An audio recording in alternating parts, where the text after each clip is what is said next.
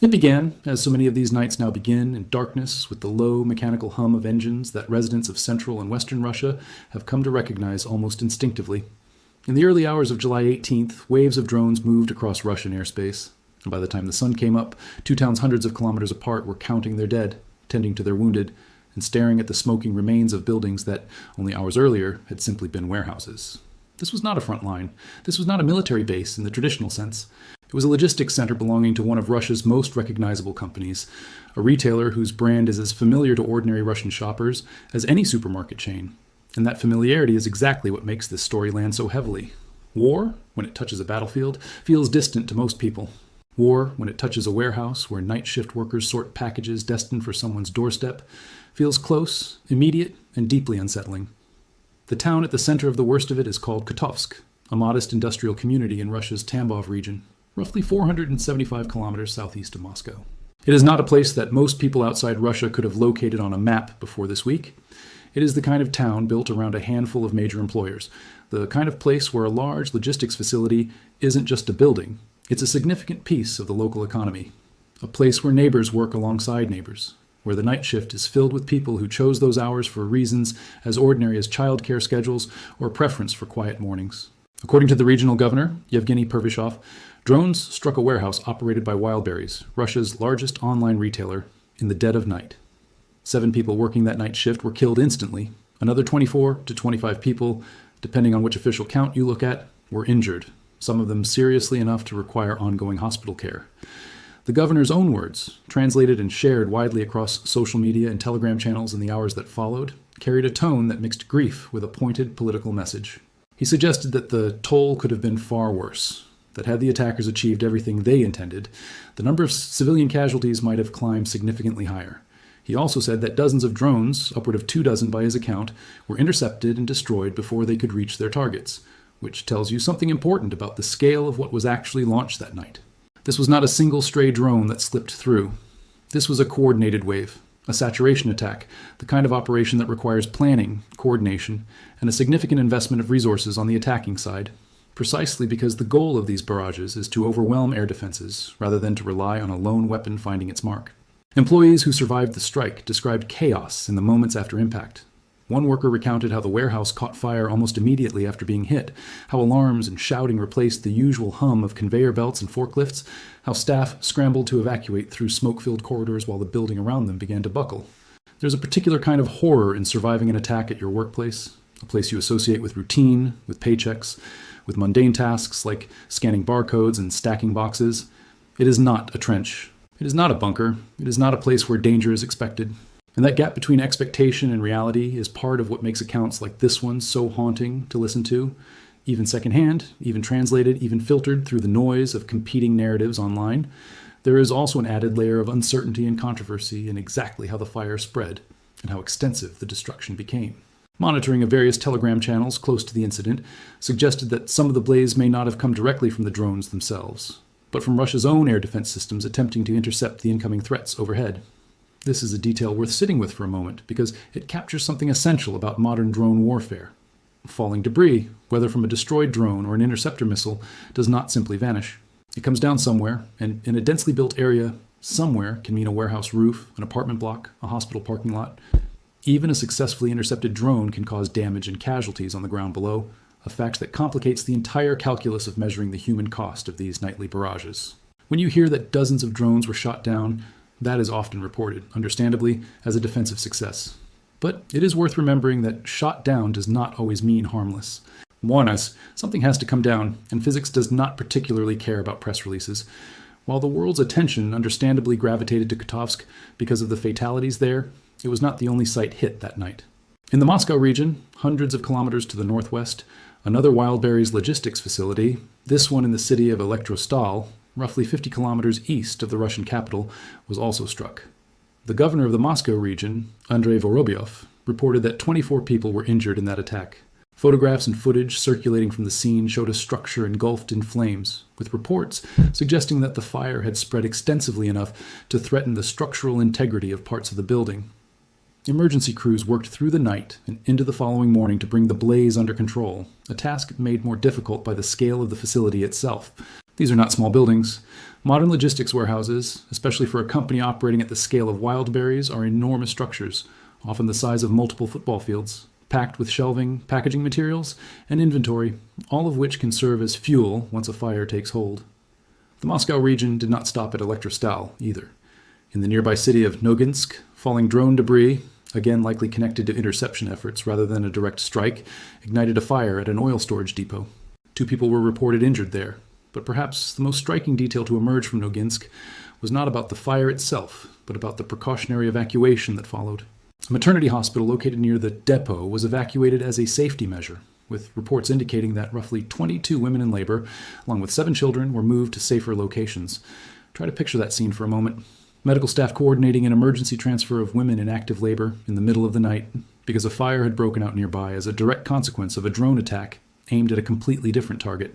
This is the kind of downstream consequence that rarely makes it into the top line of a headline, but it is often where the deepest human toll of modern warfare actually lives, in the disruption, the fear, and the sheer logistical scramble required to keep vulnerable people safe when danger arrives without warning. Russian officials, understandably, moved quickly to frame these attacks as unambiguous acts of terrorism against civilians. The Investigative Committee, Russia's primary federal investigative body, opened criminal cases specifically characterizing the strikes as terrorist attacks. This is a familiar pattern in how the Russian state has consistently characterized Ukrainian long-range strikes throughout this war, emphasizing civilian casualties and civilian infrastructure, while generally downplaying or omitting any discussion of the military or dual-use logistics functions that facilities like this might serve. It is worth noting, in the interest of giving a complete and balanced picture, that this is a genuinely contested question in the broader war, not just in this specific incident. Wildberries is, first and foremost, a massive civilian e-commerce company, arguably the Amazon of the Russian market, delivering everything from clothing to electronics to millions of ordinary consumers. Its warehouses, on their face, look exactly like what they are: commercial logistics infrastructure serving civilian retail demand. At the same time, and this is a point that deserves careful, even-handed treatment rather than a rush to judgment in either direction, modern warfare has increasingly blurred the line between purely civilian logistics networks and infrastructure that indirectly supports a wartime economy. Any large-scale logistics and transportation network in a country actively waging war can, in theory, be repurposed or dual-used, whether through storage, transport capacity, or simply through its role in sustaining broader economic and social stability that in turn sustains a state's capacity to keep fighting. Ukraine has not, as of these reports, offered a detailed public justification specifically explaining the military rationale for targeting these particular Wildberries facilities, and it would not be responsible to simply assume or assert one on Ukraine's behalf. What can be said, fairly and factually, is that this strike fits into a much larger pattern that has become increasingly visible over the past several months: a marked expansion in the scope, frequency, and reach of Ukraine's long-range drone campaign against targets deep inside Russian territory, well beyond the immediate front lines in the east and south. To understand why this particular night matters, and why it is being discussed as more than just an isolated tragedy, it helps to zoom out and look at the broader trajectory of this war's drone campaigns over the past year or so. Ukraine's use of long-range drones has evolved dramatically since the early years of the full-scale invasion. What began as relatively limited, occasional strikes on military and energy infrastructure has grown into a sustained, near-nightly campaign involving hundreds of drones launched in coordinated waves. On this particular night, Moscow's mayor reported that more than 370 drones had been launched in the direction of the Russian capital alone since the previous evening, with Russian officials claiming that dozens were intercepted on final approach to the city, and that the broader nationwide total of intercepted drones exceeded, by some Russian accounts, well over 250. And by other tallies, closer to 380 across all regions combined. Numbers like this, regardless of exactly which tally you trust, tell a consistent story. This is no longer a sporadic campaign of pinprick strikes. It is sustained industrial-scale drone warfare, night after night, hitting targets across an enormous geographic area that spans from regions bordering Ukraine directly to areas deep in Russia's interior, including the doorstep of Moscow itself. This escalation did not happen in a vacuum. It reflects a broader strategic logic that has become increasingly central to how this war is being fought as it grinds through its later years, with the front lines themselves having shifted at a painstakingly slow and costly pace for both sides. Both Russia and Ukraine have increasingly turned to deep strikes as a way to impose costs, disrupt logistics, and demonstrate reach and capability without necessarily requiring territorial gains on the ground. For Ukraine specifically, A campaign of long-range drone strikes serves several overlapping purposes. It forces Russia to divert resources toward air defense across an enormous territory, stretching thin the systems and personnel that might otherwise be concentrated near the front. It creates economic disruption and psychological pressure on the Russian home front, reminding ordinary citizens, deep inside what has long felt like a secure interior, that the war is not something happening only over there. And it allows Ukraine to strike at economic and logistical targets that, while not always traditional military installations, nonetheless play some role, however debated, in sustaining Russia's broader capacity to wage war.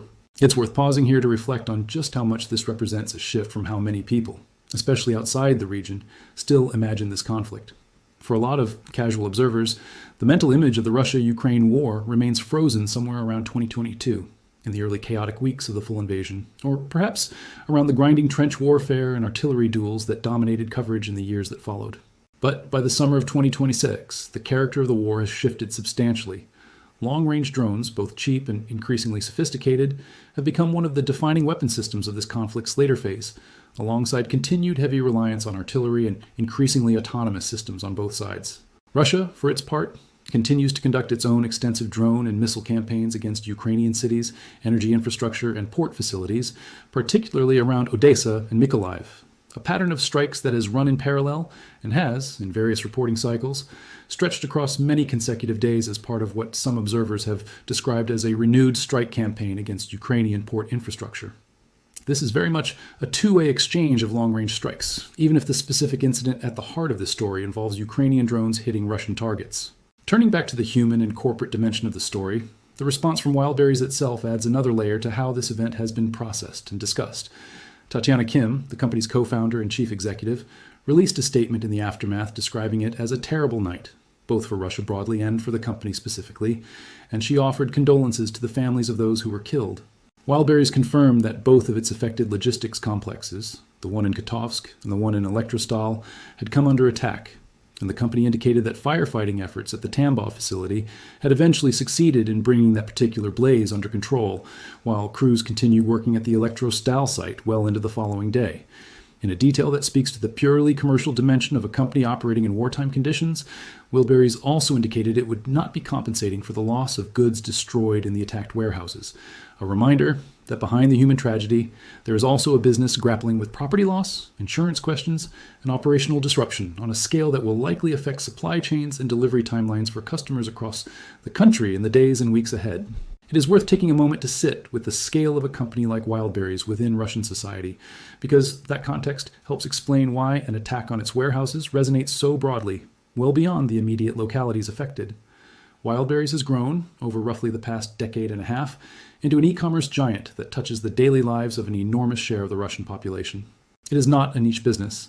It is, in many ways, comparable to how Amazon functions in the United States, or how similarly dominant platforms function in other major economies. A default destination for online shopping, spanning clothing, electronics, household goods, and far more, with a logistics network of warehouses and distribution centers stretching across the country to support rapid delivery to millions of customers.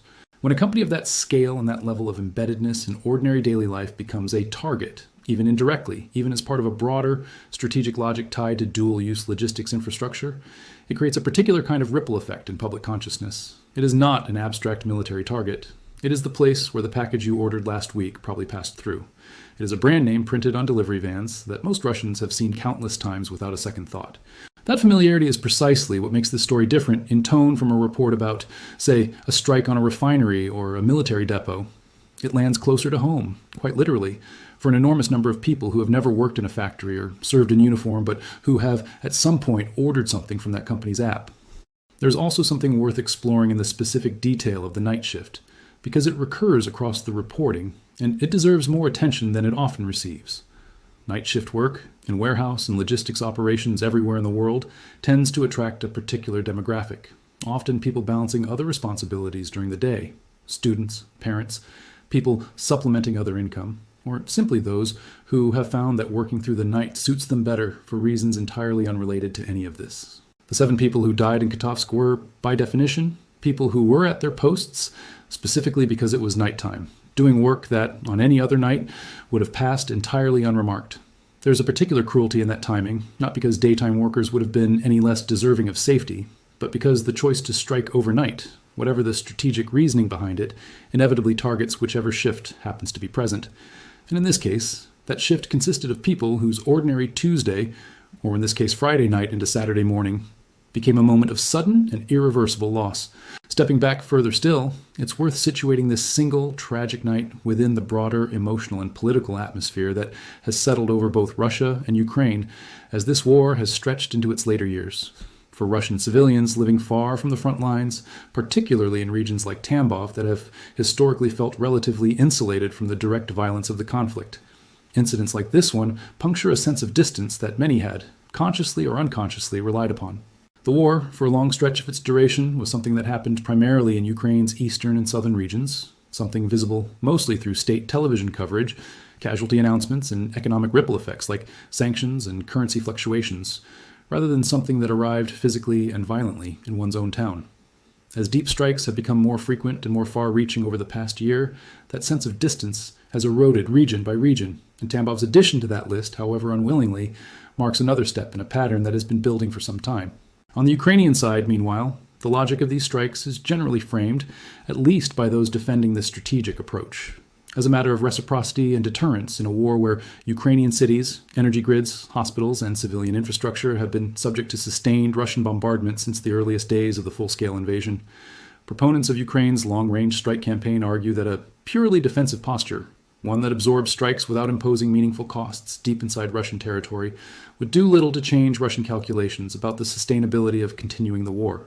They argue that demonstrating a credible capacity to reach deep into Russia, to disrupt logistics, energy infrastructure, and economic activity far from the front, is a necessary component of pressuring Russian leadership toward eventual negotiations, or at least toward reconsidering the costs and benefits of continued escalation. Critics, on the other hand, including many within Russia, but also some international observers and humanitarian voices, raise concerns about civilian casualties resulting from strikes on facilities that, whatever their potential dual-use characteristics, are also unambiguously civilian workplaces, filled with ordinary employees who have no direct connection to military decision-making or warfighting capacity. Both of these perspectives exist simultaneously in the discourse around nights like this one, and a fair, complete accounting of the story has to hold space for both without pretending the matter is simple or settled. There is also a technical and strategic dimension worth walking through because understanding how these attacks actually unfold mechanically helps explain both their growing frequency and their growing lethality.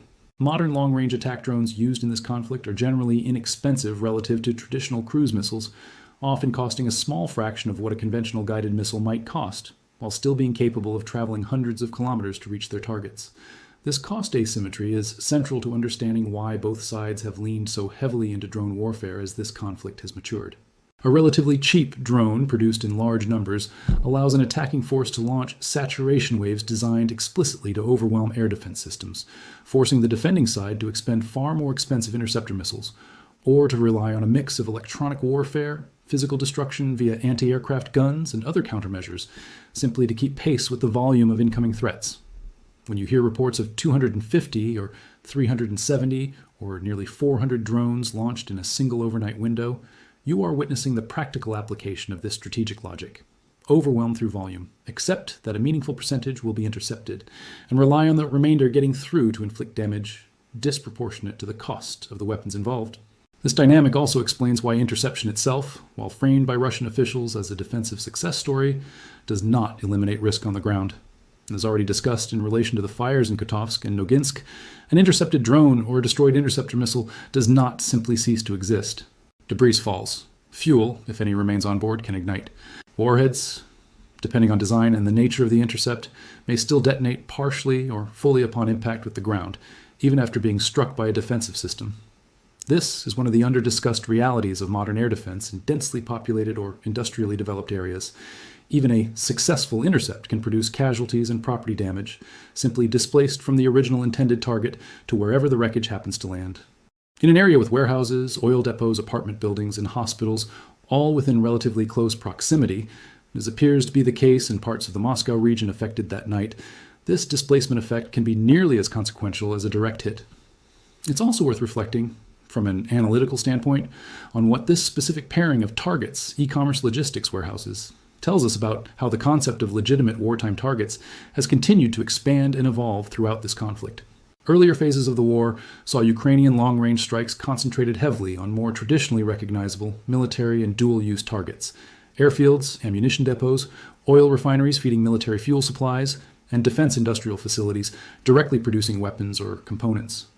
Over time, as the campaign has matured and as Ukraine has both expanded its drone production capacity and refined its targeting priorities, the range of facilities being struck has broadened to include targets whose military relevance is more indirect, more contested, and more dependent on broader theories about sustaining a wartime economy.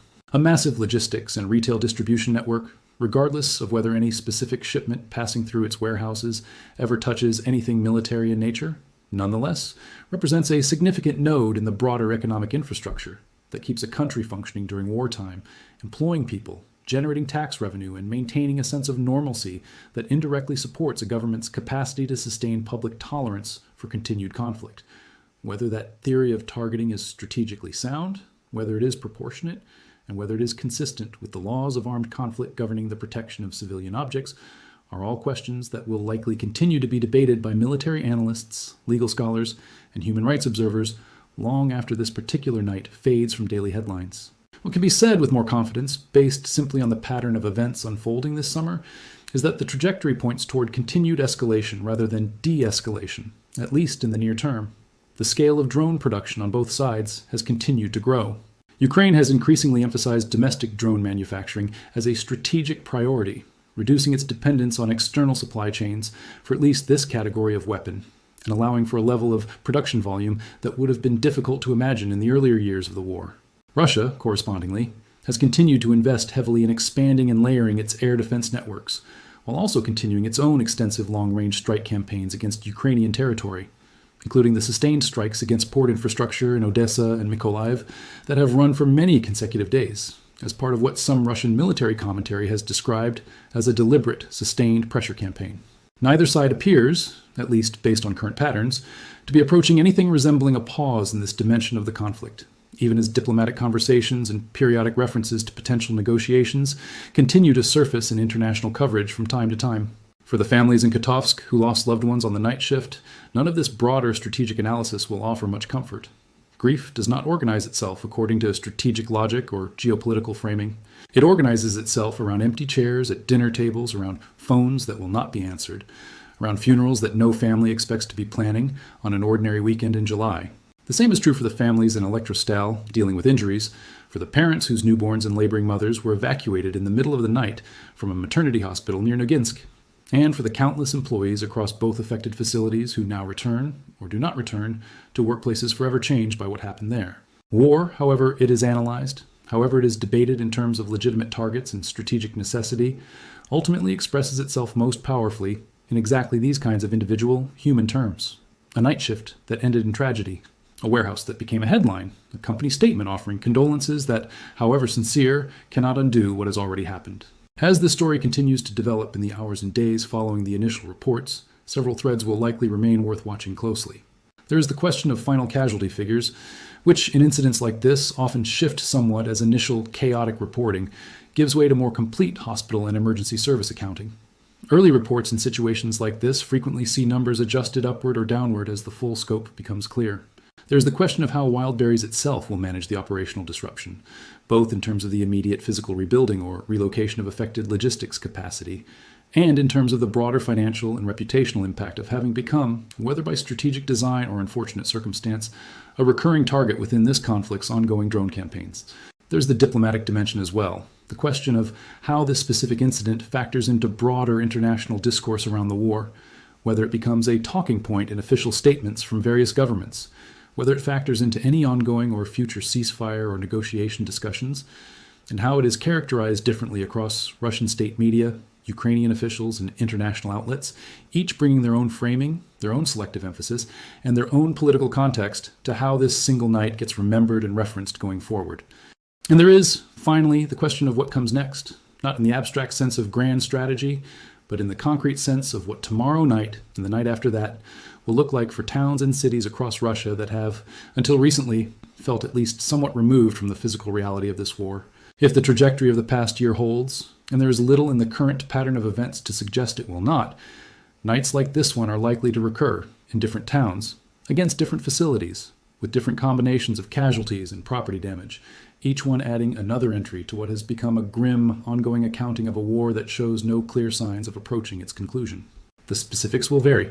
The broader shape, unfortunately, based on everything observable in this pattern over recent months, seems likely to remain consistent for the foreseeable future. Waves of drones launched under cover of darkness, air defenses scrambling to intercept as many as possible, and, too often, buildings that were never meant to be battlefields becoming exactly that, if only for a single devastating night. In trying to make sense of a story like this one, it helps to resist the temptation towards simple, tidy narratives in either direction. This was not a purely military strike with no civilian cost, nor was it, based on available evidence, a purely random or indiscriminate act disconnected from any strategic logic whatsoever. It exists in the messy, difficult middle ground that characterizes so much of contemporary warfare, where the categories of civilian and military, of legitimate target and protected infrastructure, have become increasingly blurred by the realities of how modern economies and modern militaries actually function, intertwined and interdependent in ways that resist the clean separations that international law and public discourse both, understandably, try to maintain. 7 people are dead. Dozens more are injured. A maternity hospital had to be evacuated in the middle of the night. The company issued a statement of condolence while also confirming it would not compensate for lost inventory. Regional governors used the moment to make political points about civilian casualties and the intentions of their adversary. And somewhere in the vast machinery of this ongoing war, decisions were made on both sides about targets, about resources, about acceptable risk, decisions that ultimately culminated in exactly the kind of night that ordinary people in Kotovsk and Elektrostal and Noginsk will likely remember for the rest of their lives, long after the headlines have moved on to whatever comes next. It is also worth reflecting on how quickly this kind of story now moves through the information ecosystem, and what that speed does to the way it gets understood by audiences far removed from the actual towns involved.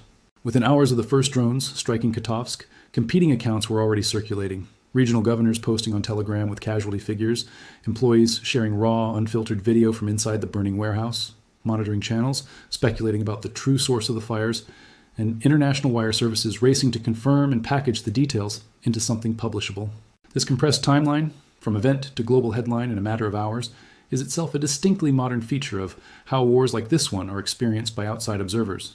There is very little time for reflection before the next wave of information arrives, the next competing claim, the next official statement seeking to frame the narrative in a particular direction.